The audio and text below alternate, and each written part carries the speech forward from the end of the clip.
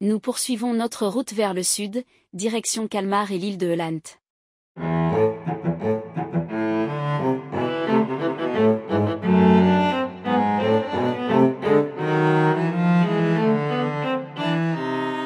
Le château de Kalmar, Kalmar Slott en suédois, est l'un des châteaux les plus emblématiques de Suède, avec une histoire riche remontant à plus de 800 ans. La première fortification sur le site date du XIIe siècle, sous le règne du roi Knut Eriksson. Il s'agissait d'une tour de guet destinée à surveiller la mer Baltique et à défendre la frontière sud du royaume suédois.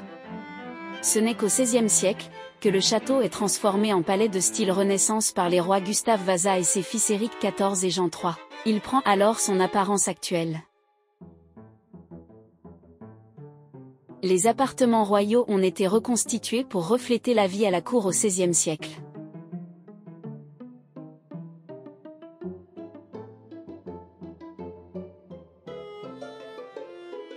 De style Renaissance nordique, la salle d'apparat est utilisée pour les banquets, cérémonies et réceptions royales.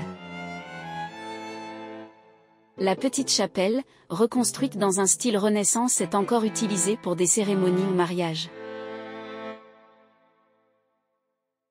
Les cuisines du château sont conservées dans leur état médiéval. On y voit comment la cour préparait les banquets, grâce à de grandes cheminées, tables de préparation, et ustensiles en cuivre.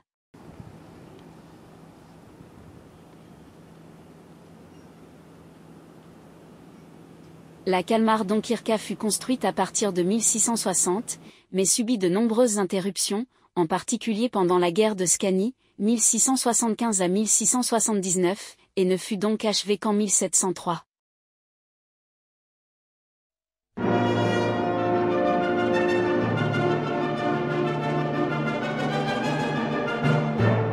Le Kalmar Landsmuseum expose de nombreux artefacts récupérés du Kronan. Construit dans les années 1670, sous le règne du roi Charles XI de Suède, c'était l'un des plus grands navires de son époque, avec une longueur d'environ 57 mètres et équipé de 126 canons. Il coule le 1er juin 1676 lors de la bataille d'Öland, une bataille navale majeure de la guerre de Scanie, entre la Suède et une alliance dano-néerlandaise. Le navire a chaviré soudainement en raison d'un changement de cap mal exécuté, entraînant la perte de la plupart de ses membres d'équipage, estimés à environ 800 marins. Redécouvert au XXe siècle, il est devenu l'un des sites archéologiques sous-marins les plus importants de la mer Baltique.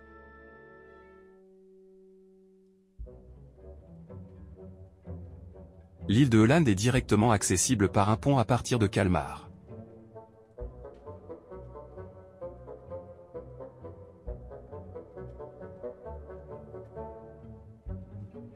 Autrefois, l'île de Öland comptait plus de 2000 moulins à vent, ce qui en faisait l'une des régions les plus densément dotées en moulins d'Europe. Ils datent principalement du XVIIIe et du XIXe siècle. Ces moulins étaient construits par les fermiers eux-mêmes, souvent en bois, et utilisés pour moudre les céréales, principalement du seigle et de l'orge cultivés sur l'île.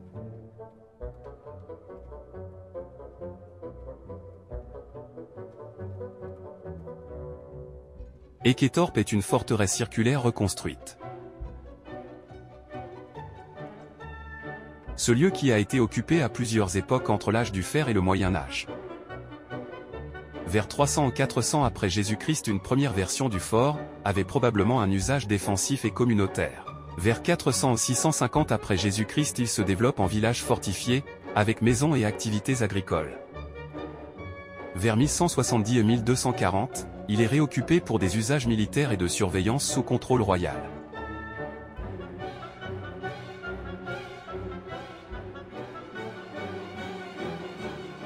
À son apogée, vers 400 ou 650 après Jésus-Christ, Eketorp comptait environ 50 maisons en pierre, regroupées en rangées autour d'un espace central.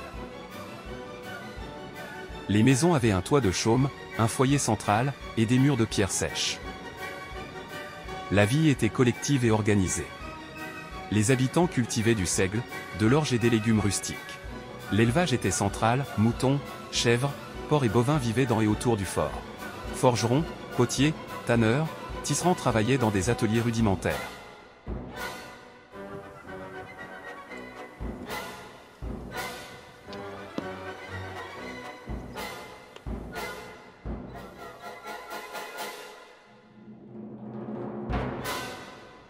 Eketorp était aussi un refuge en cas de conflit ou de pillage.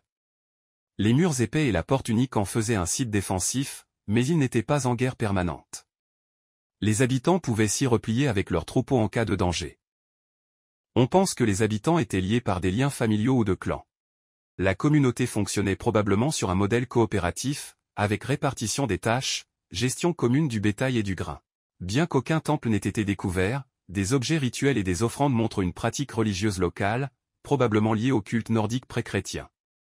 Des sépultures dans et autour du fort témoignent de rites funéraires structurés.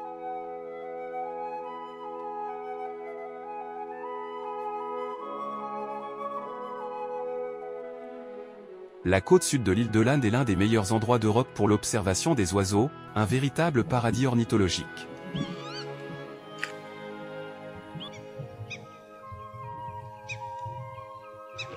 Öland est situé sur un axe migratoire majeur entre l'Europe du Nord et l'Afrique. On y trouve des zones humides, des marais côtiers, des prairies calcaires, alevars, des roselières, des plages, et des landes.